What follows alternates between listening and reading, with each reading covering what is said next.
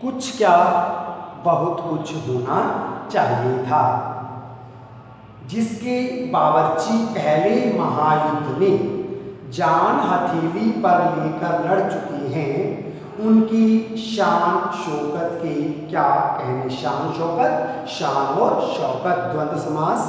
और वही रानी दिल्ली आ रही है, नई दिल्ली ने अपनी तरफ देखा। इधर से रानी को दिल्ली आना था, इधर नई दिल्ली ने अपनी ओर देखा। यहाँ पर अपनी ओर देखने से क्या अभिप्राय है कि क्या दिल्ली ने रानी के आने की सभी तैयारियां पूर्ण कर ली है या नहीं। अर्थात दिल्ली में साफ सफाई हो चुकी है या नहीं, सड़कों की मरम्मत हो चुकी है या नहीं। तो मैंने आपको बताया कि उसकी शान शौकत के क्या कहने। और वही रानी दिल्ली आ रही है, नई दिल्ली ने अपनी तरफ देखा और बेसाख्ता मुंह से निकल गया। बेसाख्ता अचानक स्वाभाविक रूप से निकलना। तो बच्चों कई बार हम इसको स्वाभाविक बोलते हैं, लेकिन ये शब्द स्वाभाविक नहीं होता। क्या होता है? ये स्वाभाविक। इसमें स्वभाव प्लस एक, स्वभाव इसमें मूल शब्द है तथा एक इसमें प्रत्यय है। जब हम स्वभाव में एक प्रत्यय को जोड़ते हैं तो यह शब्द हमारा स्वाभाविक बन जाता है। तो बेसाख्ता मुंह से निकल गया, किसके मुंह से? दिल्ली के, कि वह आए हमारे घर, खुदा की रहमत, कभी हम उनको कभी अपने घर को देखते हैं। तो बच्चों ये पंक्ति आपने मोस्ट ऑफ द टाइम सुनी होगी कि क्या कि रानी को आना था, तो कभी हम रानी के बारे में सोच रहे थे और कभी हम अपनी दिल्ली को देख रहे थे। क्या कि वह आए हमारे घर, खुदा की रहमत, कभी हम उनको कभी अपने घर को देखते हैं। और देखते ही देखते नई दिल्ली का काया पलट होने लगा। काया पलट होना, सुधार होना। और देखते ही देखते दिल्ली में सुधार होने लगा। और करिश्मा तो यह था कि किसी ने किसी से नहीं कहा। बच्चों, किसी ने किसी से कुछ नहीं कहा, किसी ने किसी को नहीं देखा, पर सड़कें जवान हो गई थी। तो किसी ने किसी को कुछ भी नहीं कहा, किसी ने किसी की तरफ नहीं देखा, सड़कें जवान हो गई थी। अर्थात सड़कों की मरम्मत हो गई थी। बुढ़ापे की धूल साफ हो गई थी। यहाँ पर बुढ़ापे की धूल साफ होने से क्या अभिप्राय है कि जो सड़कें बहुत अधिक पुरानी हो गई थी उन्हें भी ठीक करवा दिया गया था। इमारतों ने नाज़नीनों की तरह श्रृंगार किया। जो सरकारी इमारतें थी उन्होंने क्या किया, जैसे कोई कोमल अंग वाली अपनी सजावट करती है, उसी प्रकार इमारतों को भी सजा दिया गया। श्रृंगार, सजावट। तो बच्चों श्रृंगार एक पर आप ध्यानपूर्वक देखिए कि पुस्तक में श्रृंगार कैसे लिखा गया है। मैं आपको शार्टकट पर भी लिखकर बता रहा हूँ। कुछ बच्चे जब श्रृंगार लिखते हैं तो ये रै भी लगाते हैं, तो श्रृंगार लिखने में नीचे रै का प्रयोग यहाँ पर नहीं होगा। श्रृंगार आप इस प्रकार लिखेंगे। तो करिश्मा तो यह था कि किसी ने किसी से नहीं कहा, किसी ने किसी को नहीं देखा, पर सड़कें जवान हो गई, बुढ़ापे की धूल साफ हो गई, इमारतों ने नाज़नीनों की तरह श्रृंगार किया। तो मैंने अभी आपको बताया नाज़नीनों कोमल अंगों वाली औरतों की तरह इमारतों की सजावट की गई। लेकिन एक बड़ी मुश्किल पेश थी, एक समस्या आ गई थी। और वह समस्या बच्चों कौन सी थी? वह समस्या थी जॉर्ज पंचम की नाक। तो बच्चे जो जॉर्ज पंचम की नाक है, तो इसी के आधार पर यह कहानी लिखी गई है। तो पाठ का जो नाम है वही जॉर्ज पंचम की नाक इसलिए रखा गया है, जो इस पाठ में समस्या को दर्शाया गया है कि समस्या कौन सी थी? जॉर्ज पंचम की नाक। नई दिल्ली में सब कुछ था, सब कुछ होता जा रहा था, सब कुछ हो जाने की उम्मीद थी, पर जॉर्ज पंचम की नाक बड़ी मुसीबत थी। उन्हें ये लगता था कि दिल्ली में सब कुछ हो जाएगा, लेकिन जॉर्ज पंचम की जो नाक है वह नहीं लग पाएगी। जॉर्ज पंचम की मूर्ति पर नाक नहीं लग पाएगी। नई दिल्ली में सब था, सिर्फ नाक नहीं थी। इस नाक की भी एक लंबी दास्तान है, दास्तान कहानी। तो आप बच्चों अब इस पाठ में इस नाक की जो लंबी दास्तान है उसके बारे में पढ़ेंगे। इस नाक के लिए बड़े तहलके मचे थे। किसी वक्त आंदोलन हुए थे, राजनीतिक पार्टियों ने प्रस्ताव पास किए, चंदा जमा किया, कुछ नेताओं ने भाषण भी दिए, गर्मा गर्म बहसें भी हुई, अखबारों के पन्ने रंग दिए गए थे।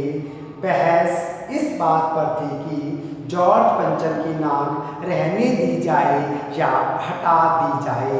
अब वहाँ पर विचार विमर्श किया गया, बहसें भी की गई कि क्या करें, रानी आ रही है और जॉर्ज पंचम की मूर्ति पर नाक नहीं है, तो नाक को लगा दिया जाए या उसे नहीं लगाया जाए।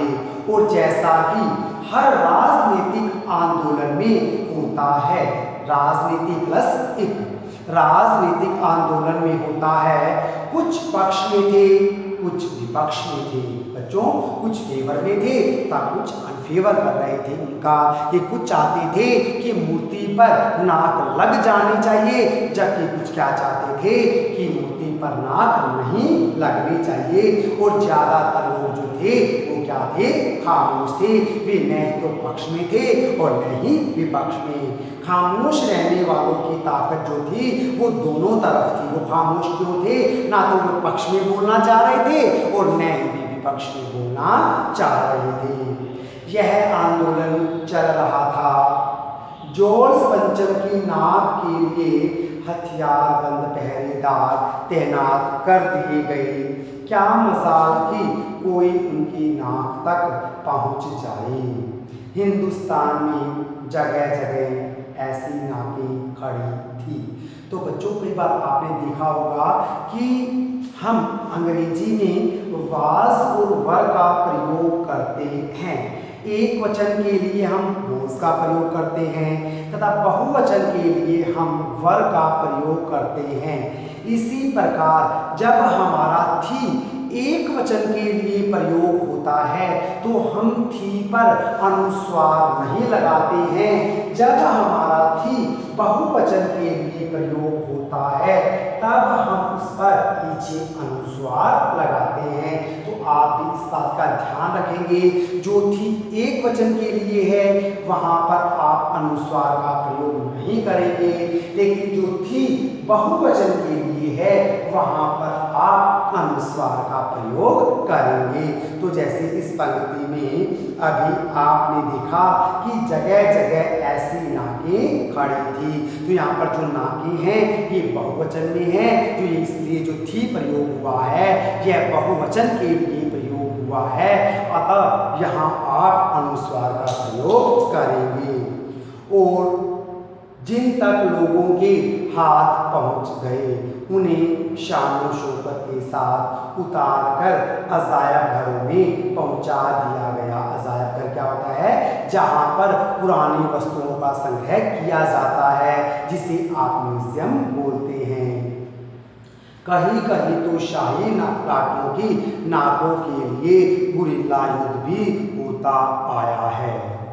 उसी जमाने में यह हादसा हुआ। इंग्लैंड गेट के सामने वाली जॉर्ज पंचम की लाट की नाक एकाएक गायब हो गई। तो क्या बच्चों कि उस जमाने में क्या हादसा हुआ कि इंडिया गेट के सामने वाली जॉर्ज पंचम की लाट की नाक एकाएक गायब हो गई। आपसे ये प्रश्न पूछा जा सकता है कि जॉर्ज पंचम की जो लाट है वह दिल्ली में कहाँ पर बनी हुई थी। तो आप इसका क्या उत्तर देंगे कि वह इंडिया गेट के सामने बनी हुई थी, जॉर्ज पंचम की लाट, लाट क्या होता है? मूर्ति। तो जॉर्ज पंचम की लाट की नाक एकाएक, एकाएक क्या होता है? अचानक, अचानक गायब हो गई थी। हथियारबंद पहरेदार अपनी जगह तैनात रहे, गश्त लगती रही और लाट की नाक चली गई। वहां पर हथियारबंद पहरेदार भी थे और गश्त भी लगती थी, पुलिस आती जाती रहती थी, फिर भी लाट की नाक चली गई थी, उस मूर्ति की नाक चली गई थी। रानी आए और नाक न हो, अर्थात वहां के लोग जो दिल्ली वासी वो क्या सोच रहे थे कि रानी आए और नाक न हो, अर्थात अगर मूर्ति की नाक नहीं लगेगी, मूर्ति पर नाक नहीं लगेगी, मूर्ति पर नाक नहीं होगी तो हमारी नाक भी नहीं रहेगी, हमारी इज्जत भी नहीं रहेगी। रानी आए और नाक न हो, एकाएक परेशानी बढ़ी, बड़ी सरगर्मी शुरू हुई। देश की खैर खवाओं की एक मीटिंग बुलाई गई। खैर खवा क्या था? भला चाहने वाले, जो हमारे देश के भला चाहने वाले हैं उनकी एक सभा बुलाई गई, उनकी एक मीटिंग बुलाई गई और मसला पेश किया गया कि क्या किया जाए। वहाँ सभी सहमत थे कि अगर यह नाक नहीं है तो हमारी भी नाक नहीं रह जाएगी, अगर मूर्ति पर नाक नहीं होगी तो हमारी इज्जत भी नहीं रह जाएगी। तो वे क्या थे? मूर्ति पर नाक को लगाना चाहते थे।